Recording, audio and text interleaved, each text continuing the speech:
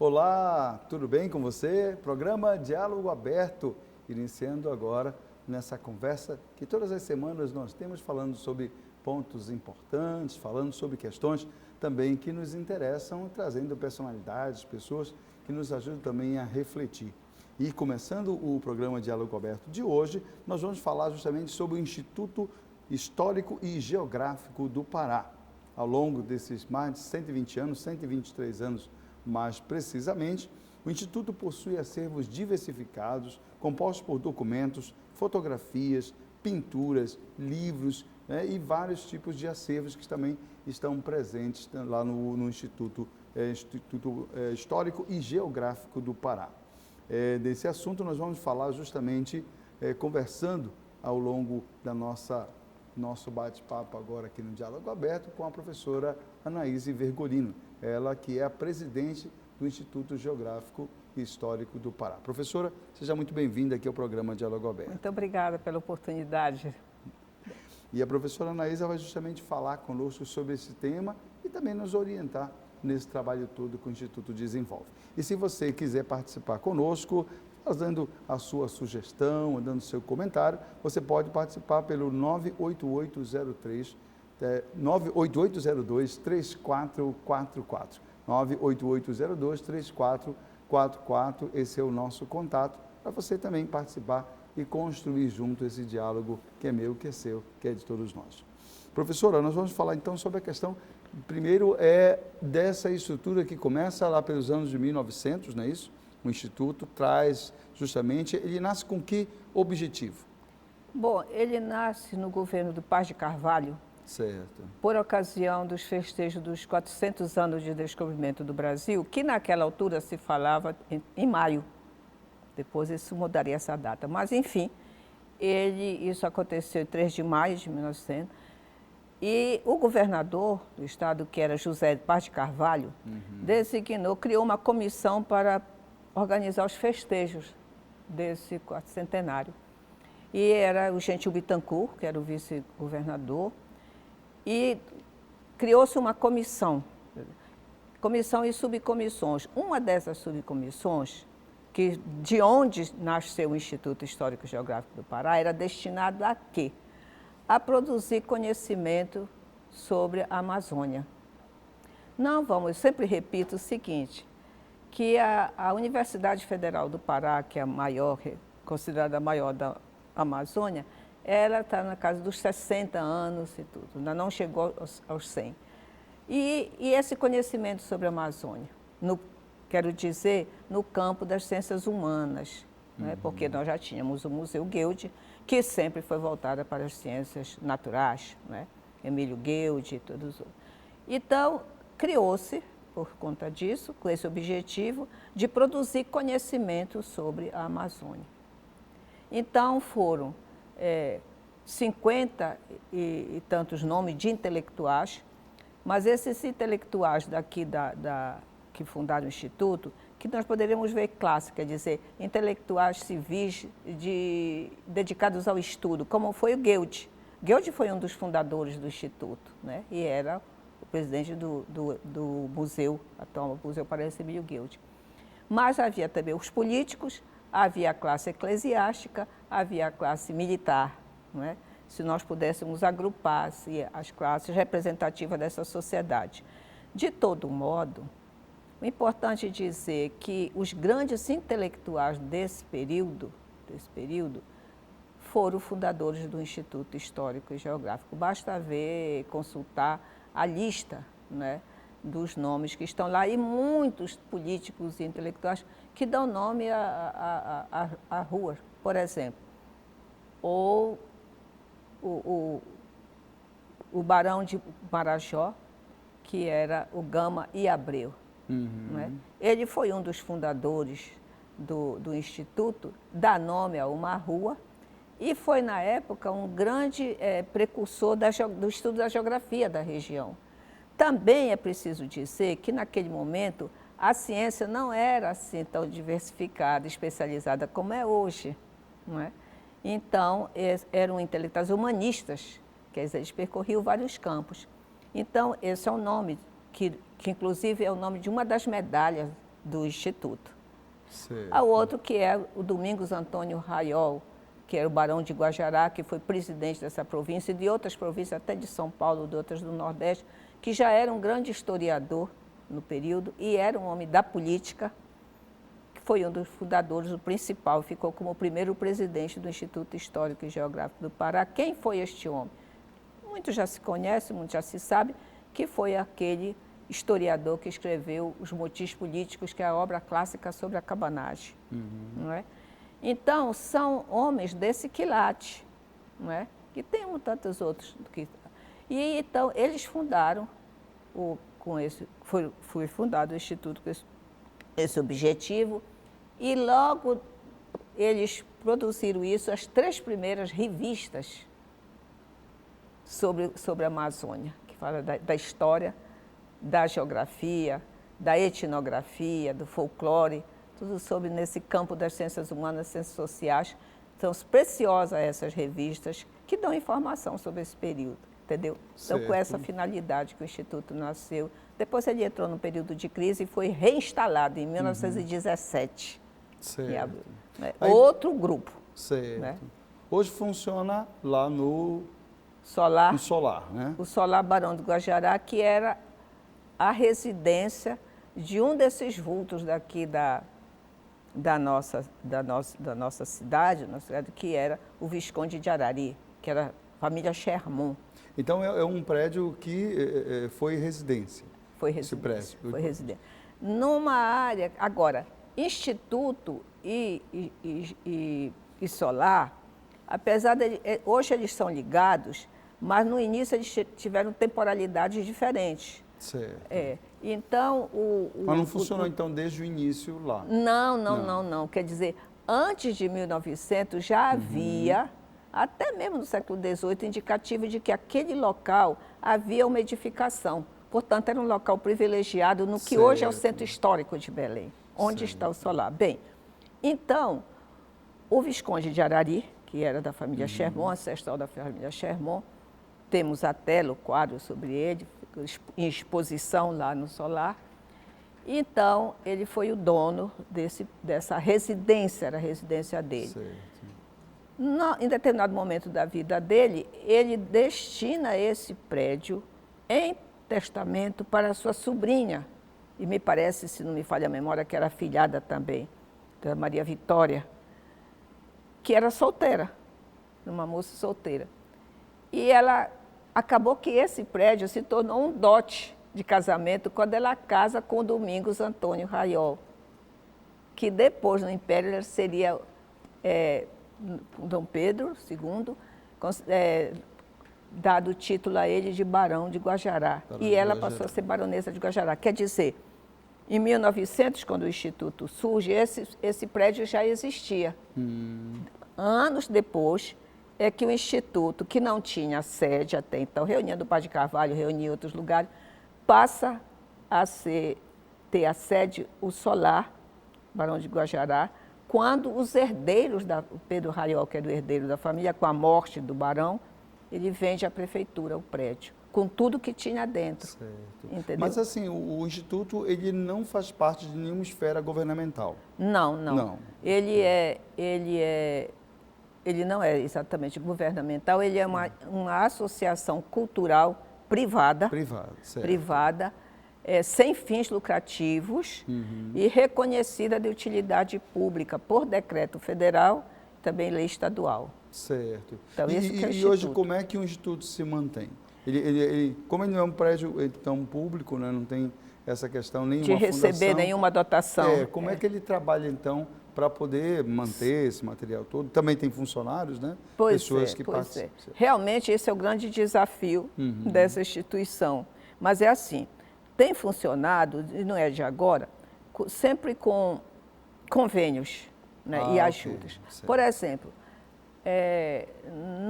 na gestão do doutor José da Silveira Neto, que foi uma longa gestão, que ele quando ele deixou a reitoria, ele se tornou presidente do Instituto Histórico. E aí o que aconteceu?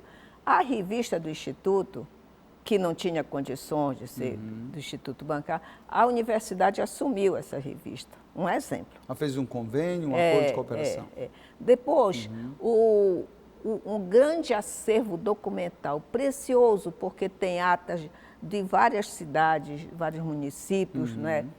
E é diversificado as informações sobre não só cidades do interior, como também Belém. Documentação sobre o cemitério de Soledade está lá, quer dizer, é o chamado acervo Palma Muniz. Esse acervo estava muito deteriorado. E aí o que aconteceu? Um professor historiador, José Maia Neto, que é o vice-presidente do Instituto atualmente, professor da universidade, ele fez um projeto e, através da Fumbel, salvou, literalmente salvou, essa documentação toda que foi trabalhada. Quer dizer, então, assim que o Instituto trabalha e tem conseguido fazer, resguardar essa documentação, essa história social. Esse material está digitalizado, professora? Como é que está? Tá, tem um e-book sobre o catálogo.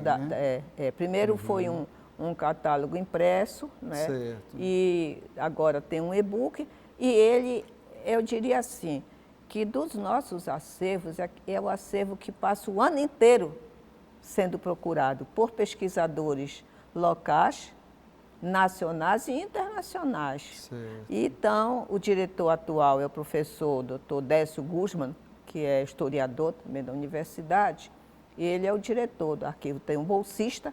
Então, o pesquisador, agora, diga-se de passagem, pesquisadores avançados, não é classe estudantil, nível médio, sim, não. Sim. São avançados, pessoas estão da pós-graduação, lato sensu e stricto sensu. Certo. Então, as pessoas se inscrevem, tem uma agenda e vai lá e pesquisa nessa documentação, entendeu? Certo. E assim, em termos de acervo, professora, a gente querendo ir lá, tem que agendar a visita ou está aberto? Como é que funciona? Não, é assim, para consulta, esse caso que eu estou do acervo Palma Muniz, tem que agendar, porque senão vai dar tumulto, né? Certo. Você vai trabalhar, vai consultar. Não. Agora, a visitação da diretoria, não mais de arquivo, mas da diretoria de museu, essa é outra dinâmica que está acontecendo agora.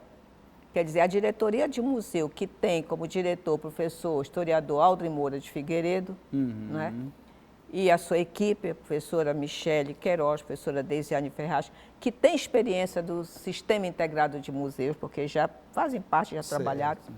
Então, montam uma exposição como essa agora do bicentenário da independência, desdobrada, porque vem desde o ano passado. Primeiro foi a exposição Sentinela do Norte, chamado, e agora, nesse ano, foi Águas Turvas, porque fala do Pará. Certo. Um olhar sobre o Pará, inclusive focalizando o episódio triste do Brigue Palhaço, por isso Águas Turvas.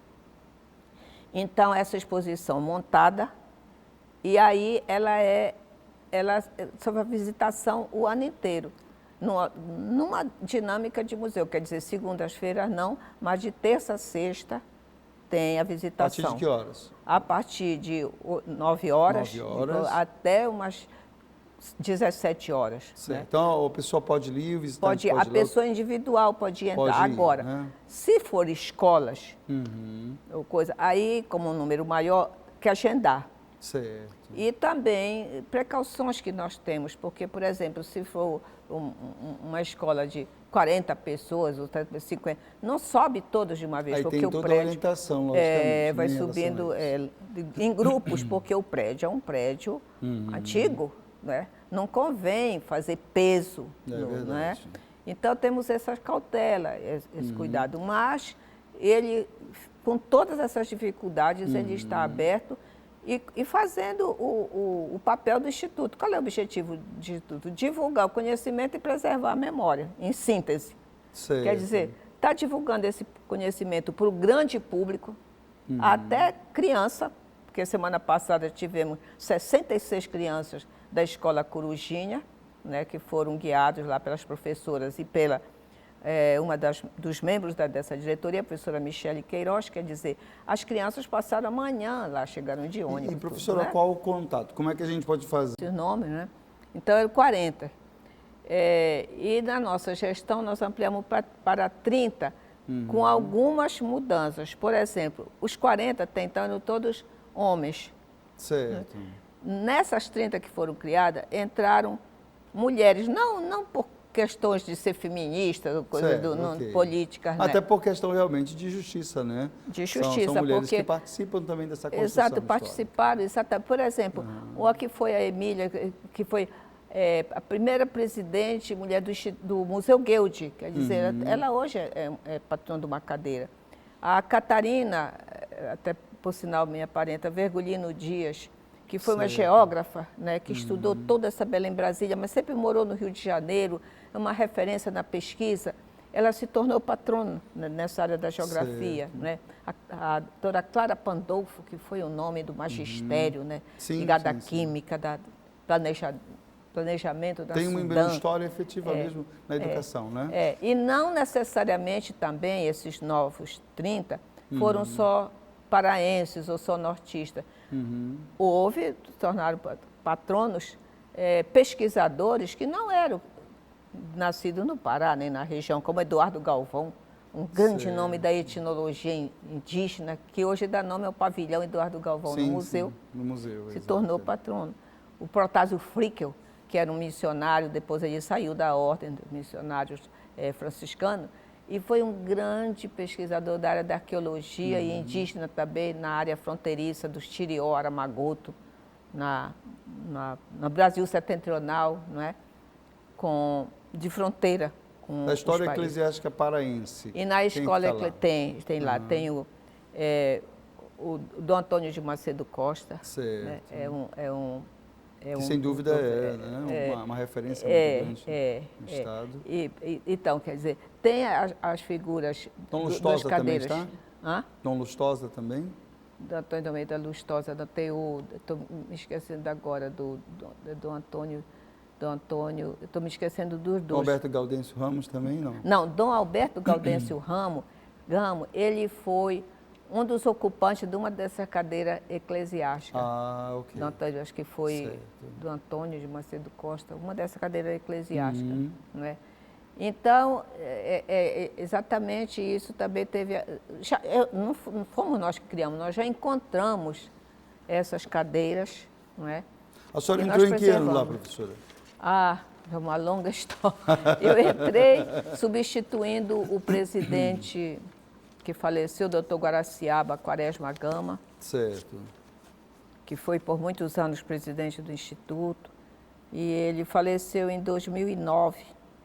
Faltavam 11 meses para terminar a gestão dele e eu assumi porque eu era vice-presidente dele. Certo. Mas eu era vice-presidente aprendiz, que eu chamo, porque eu estava aprendendo o que era o Instituto Histórico, né, no cotidiano. A senhora é mestre em antropologia, não é isso, né? Em antropologia. Okay. Não. Mas, professora, vamos ver agora o que a gente tem lá, por exemplo, como obras raras.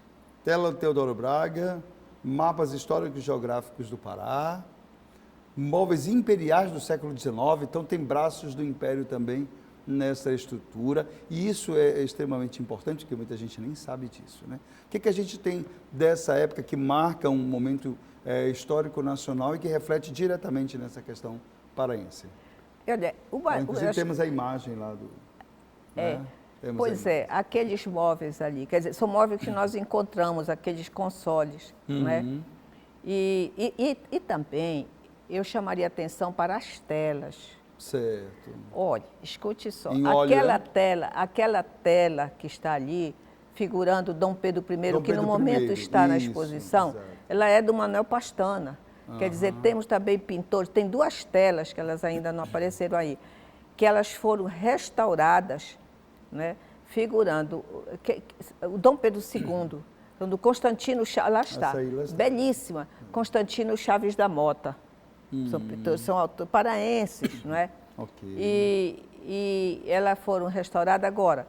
É interessante, nesse tempo do Instituto, dizer o seguinte, grande parte desses móveis, telas desse acervo, móveis, telas, documento, foram todos restaurados e preservados graças ao dinheiro norte-americano.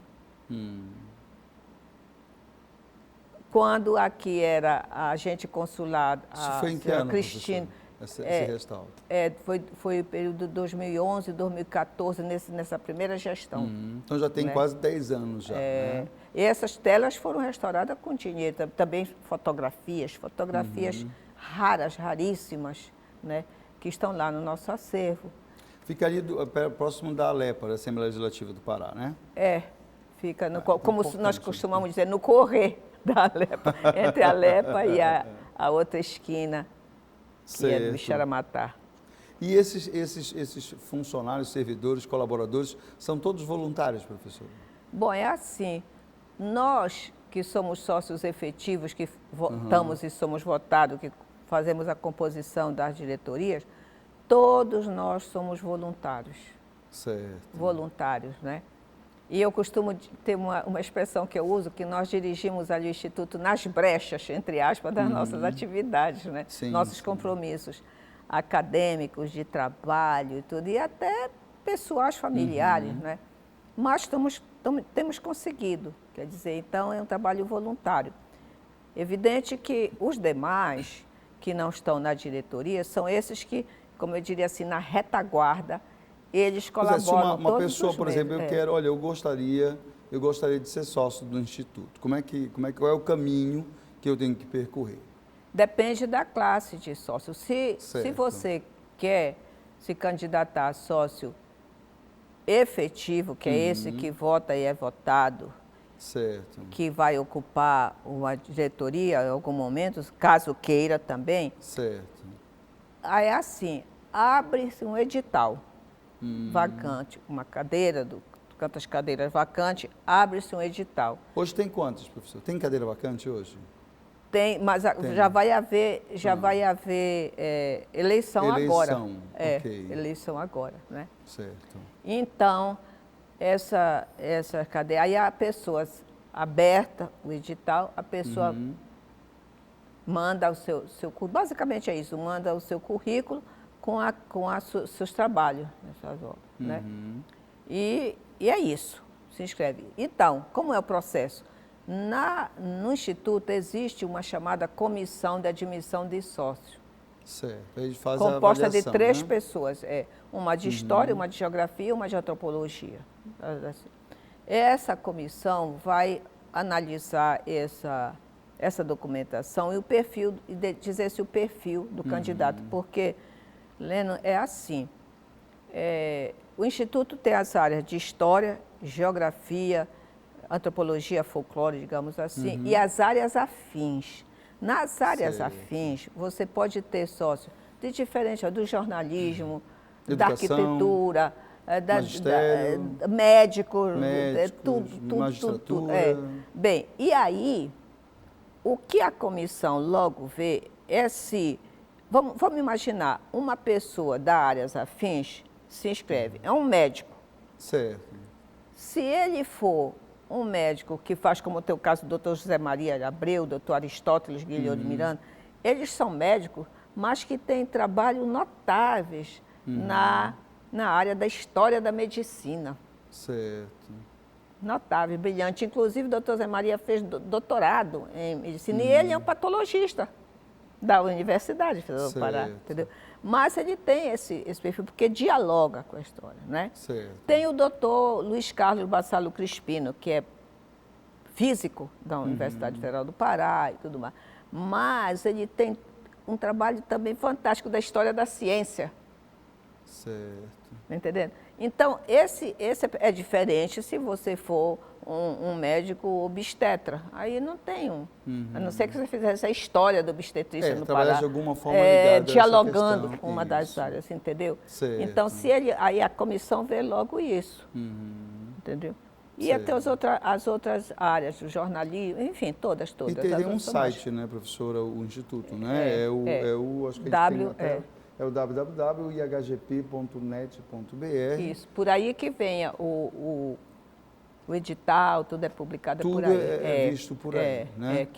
Esse site atende na primeira secretaria, que é que está afeta a essas questões. E já teve alguma ação itinerante do Instituto, professor, de sair de lá, levar para um shopping, alguma coisa assim, panfletagem, alguma coisa que pudesse trabalhar nesse sentido de levar as pessoas ou convidar para ver, ou alguma exposição? Porque eu sei que o material lá tem que ter muito cuidado, né, no manuseio, no trato, né? Mas de repente uma filmagem, levar-se para esses momentos que a gente tem na cidade, né?